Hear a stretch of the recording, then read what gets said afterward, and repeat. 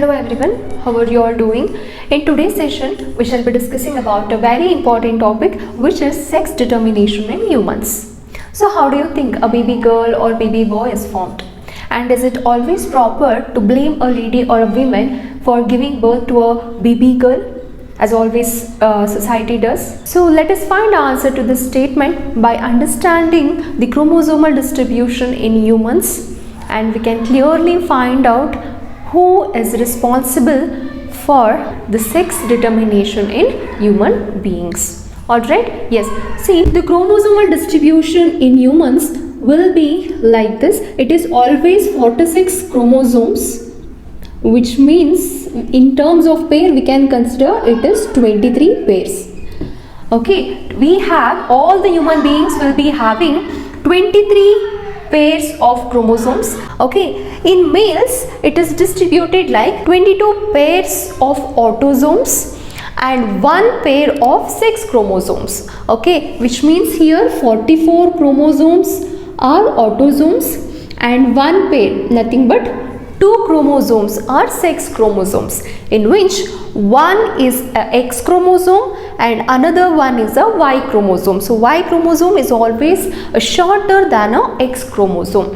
And in case of females also, we have 22 pairs of autosomes and 1 pair of sex chromosomes. Nothing but same here. 22 pairs means for number of autosomes and 1 pair, nothing but 2 chromosomes. Sex chromosomes we have, and in case of females it is always X and X. Understood? So now let us discuss how a daughter or a son will be formed upon the fertilization of the sperm and egg. Well, so now in males, the sperms are produced in the testes after meiosis type of cell division. The haploid number of chromosomes it will be having. Okay, so earlier only I told that all the human beings will be having 46 number of chromosomes, which is nothing but a 23 pair, right? After meiosis type of cell division, what happens? It will be having only 23 number of chromosomes, not pair. Okay, out of which 22 will be autosomes plus 1 will be having a sex chromosomes. So here also the sperms will be containing 22 number of chromosomes, which is autosomes, plus 1 sex chromosomes. Okay, here as you can see that in males it is XY. So the sperms which will be produced will be having either X or Y type of sex chromosome.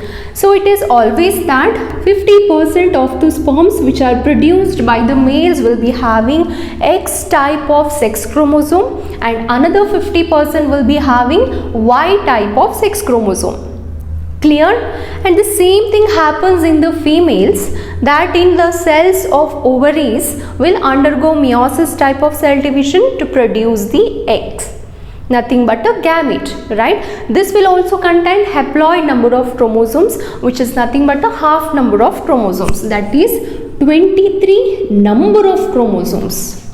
Okay, not pairs, out of which 22 are autosomes and 1 will be the sex chromosome, and it is always X type of chromosome the X will be containing. Okay, so all the eggs which are produced by the females are alike, that they will be containing X chromosome in the sex chromosome. Got it? So now what happens? When the sperm containing X chromosome gets to fuse with the egg will always contain X chromosome only, right? So when the sperm containing X chromosome, if it fuses with the egg which is also containing X chromosome, then a zygote will be formed which is having a combination of X and X that resembles female. So daughter will be formed, daughter will be born. Okay, and if the sperm containing a Y chromosome gets to fuse with the egg which is containing X chromosome, then a zygote with the combination of XY will be formed. So XY is nothing but what? It is found in males. So a son or a baby boy will be born. So it is clearly evident that the sex of the child depends on the type of sperm that fertilizes the egg. Correct? So it is always the contribution of man in the determination of sex in human beings and not the females, because females are producing only X type of gamete. Correct? Yes. So that's all about the sex determination in humans. Hope the session was informative. Please do like, share and subscribe to our channel, and do not forget to click on a bell icon. Thanks for watching.